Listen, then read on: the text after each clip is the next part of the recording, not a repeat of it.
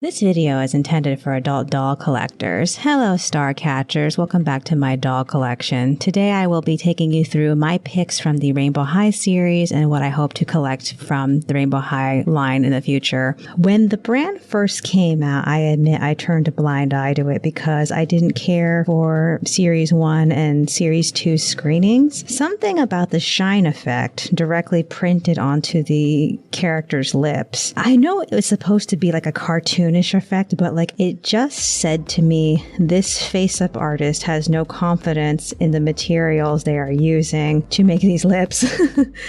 I literally didn't realize they stopped doing lips like that until I watched Melissa from My World unbox Laurel and Holly. The change in the face mold also was a huge draw. I was like, oh my god, I had no idea these dolls are actually starting to look good now. Finding out Laurel and Holly also had the improved neck articulation made me confident that they were going to be my very first Rainbow High purchase.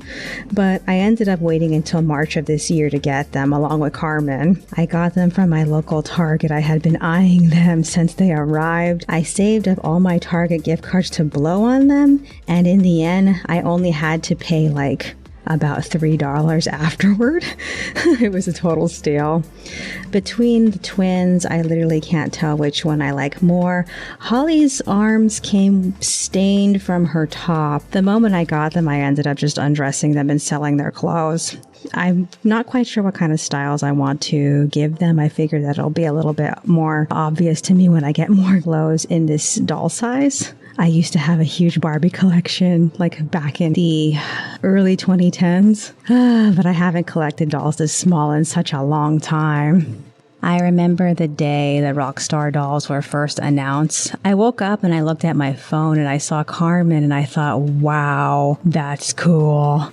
Not gonna lie, the molded on baby hairs did give me some room for pause because I've never really been on board with the idea of painting extra hair directly onto a doll's face. So it's just been something I've had to learn to live with every time I'd go see her in stores.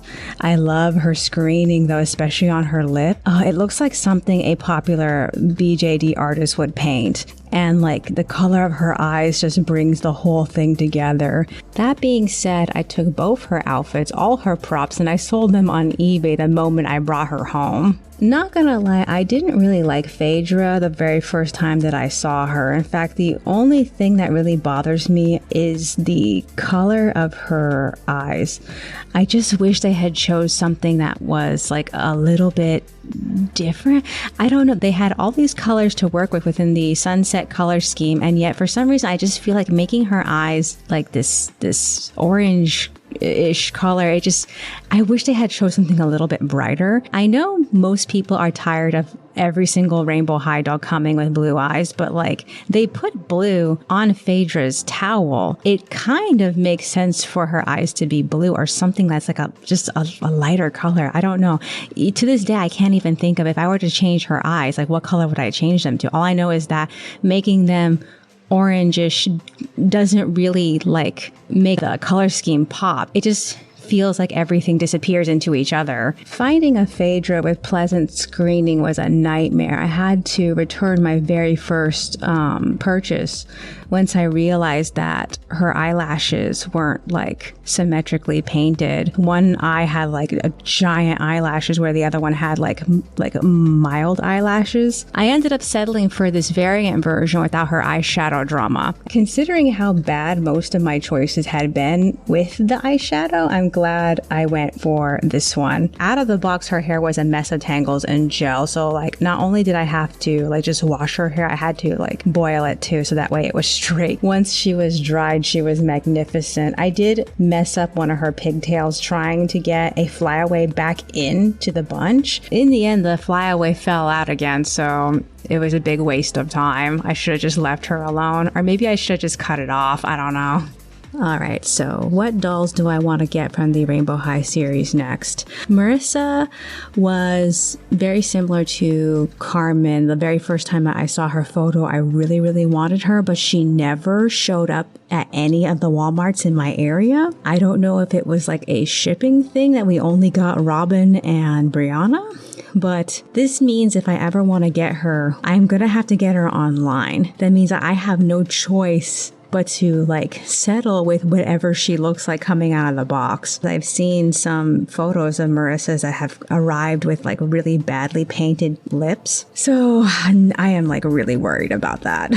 When the Pacific Coastline first was announced, I thought I was going to be getting the Bella, but it's been like a nightmare trying to find a Bella that doesn't have messed up lips or glitter or the eyeshadow or whatever. I mean, like I went to the store recently and the only Bella that they had this huge, massive, like blob of black just going down her face. And I was like, I don't think I'm ever going to get her. So from the newly released dolls, I really, really, really want to get Coco. I was a little bit iffy about her the very first time that I saw her, but like after seeing Salty Water Productions go through an overview of her, I just felt like, wow, she's perfect. I love her outfit. I love her face. I love her color. I mean, like, I think this is probably going to be the first Rainbow High doll that I'm going to get, and I'm actually going to keep all the clothing because, like, every single doll I've gotten so far, I've gotten rid of all the clothes.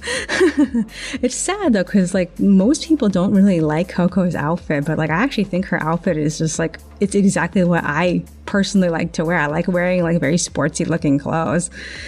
I also have my eye on the new Ainsley, but I'm a little worried about the fact that her clothing stains her. I don't know if it's going to be as bad as Holly, but like, it's just not something I'm looking forward to dealing with. I don't even know if I'm going to keep half the stuff that she's going to come with. I think I might actually like sell most of it, if not all of it, so we'll have to see. Other than that, the last doll that I've been kind of on the fence about getting is Jet, because there's just some things about Jet's face that I don't really like, but I do like that she has rainbow hair, which is why I kind of want to go for her. And she also comes with that like limited edition articulation. So what did you think of my Rainbow High collection? Do you like these dolls? Do you have any of them yourself? Did you keep any of their clothes? How difficult was it for you to find them without terrible face screenings? Comment down below, like and subscribe if you want to see more of my Rainbow High collection. I'm hoping to sew for them at some point. I'm looking to get a spare headless body off of eBay first so I can start making patterns for them. When I do start sewing for them, I'm definitely going to be sharing them with you here on the channel. Hope to see you then. Bye!